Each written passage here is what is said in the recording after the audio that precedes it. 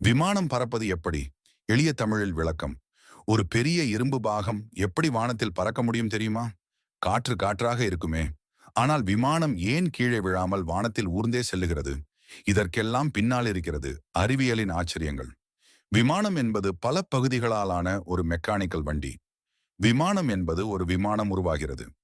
ஒரு விமானம் பறக்க வேண்டும் என்றால் அதற்கு 4 முக்கிய சக்திகள் தேவை. ஒன்று தள்ளுதல், த்ரஸ்ட். என்ஜின் மூலம் விமானம் முன்னோக்கி செல்கிறது.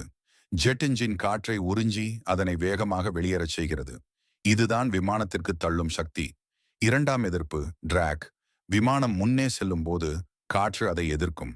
இதுவே டிராக். மூன்றாவது இயக்க எழுச்சி, லிஃப்ட். இதுதான் விமானத்தை மேலே தூக்கும் சக்தி. விங்ஸ், சிறகுகள் காற்றை வெவ்வேறு திசையில் வெட்டுகின்றன. மேல்புறம் காற்று வேகமாக ஓடுகிறது, கீழ்ப்புறம் மெதுவாக. இதனால் மேல்புறத்தில் குறைந்த அழுத்தம், கீழே அதிக அழுத்தம் ஏற்படுகிறது.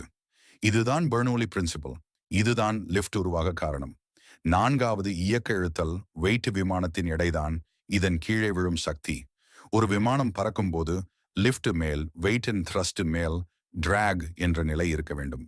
பைலட் என்ன செய்கிறார்? Take off, புறப்படுதல். ரன்வேயில் விமானம் வேகமாக ஓடுகிறது. இயந்திரம் முழுவிதமாக வேலை செய்கிறது. விங்ஸ் மூலம் லிஃப்ட் உருவாகிறது. விமானம் மேலே பறக்கத் தொடங்குகிறது. ஏர் டிராஃபிக் கண்ட்ரோலர் கேட்டு திசை, உயரம், வேகம் எல்லாம் பைலட் கணக்கிட்டு இயக்குகிறார்.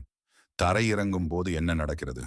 பைலட் என்ஜின் சக்தியை குறைத்து கீழே இறங்கும் திசையில் நகர்த்துகிறார். பிளாப்ஸ், சிறகில் உள்ள துணை துண்டுகள் திறக்கப்பட்டு விமானத்தின் வேகம் குறைக்கப்படுகிறது. எளிதாக தரையை தொடும் வகையில் சக்கரங்கள் தயாராகின்றன. ஃபைனலி பிரேக் அடித்து விமானம் நிற்கிறது. விமானத்தில் பயணிகள் பறக்கும்போது என்ன நடக்கிறது?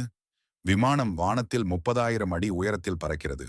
வெளியில் காற்றழுத்தம் குறைவாக இருப்பதால் விமானம் உள்ளே தூண்டப்பட்ட காற்றால் சுத்தமாகவும் அழுத்தமாகவும் பாதுகாக்கப்படுகிறது.